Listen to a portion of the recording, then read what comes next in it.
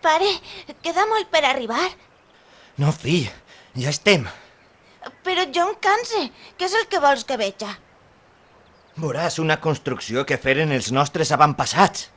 Però així sols hi ha una torre i res més. Estàs davant d'una torre del segle XII que feren els almohades. Jo l'únic que veig són unes pedres antigues i res més. Molts monuments són enderrocats per culpa de les guerres o les inclemències climatològiques.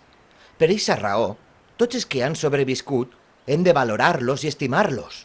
Però, pare, el que no entenc és que fa tanta viga metàl·lica clavada en este monument antic. Mira, en l'any 2004 es va afonar el mur de la cara nord, que ja feia temps es trobava en unes dolentes condicions. De seguida es pensa en les possibles solucions perquè no caiguera la resta de l'estructura. I l'arquitecte Francisco Cervera va veure que esta era l'única solució per a subjectar el llenç que restava. Primerament, va netejar i consolidar el mur, les finestres, la porta d'accés i els merlets. Després va col·locar l'estructura metàl·lica. I ara està, com ho veus. Pare, estos ferros no queden massa bé. Però és la solució més efectiva. I ten en compte que el castell, si el mires des de Beselga, que és des d'on cal veure'l, no els veus. Però des de l'autovia sí. No et preocupes, fill, que amb el temps es trobarà una solució estètica que t'agrade més. Però el que es tractava en eixe moment era de fer sobreviure el castell. També sembla que han restaurat la torre, no? Sí, fixa't. Des de feia molts anys la gent hi accedia per un forat fet a la planta inferior, on està la cisterna. Ara de nou s'ha tornat a tapar i s'ha recuperat la porta d'accés original, amb la construcció d'una escala.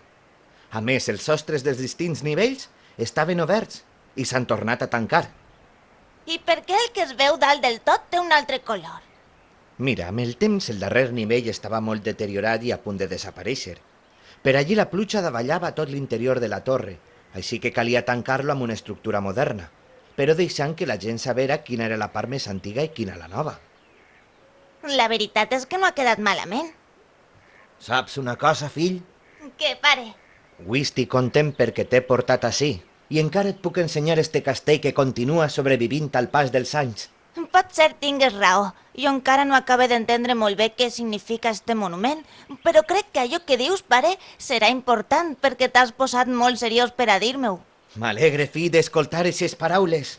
Escoltant-te avui me'n vaig content. Crec que ara ja podem tornar a casa.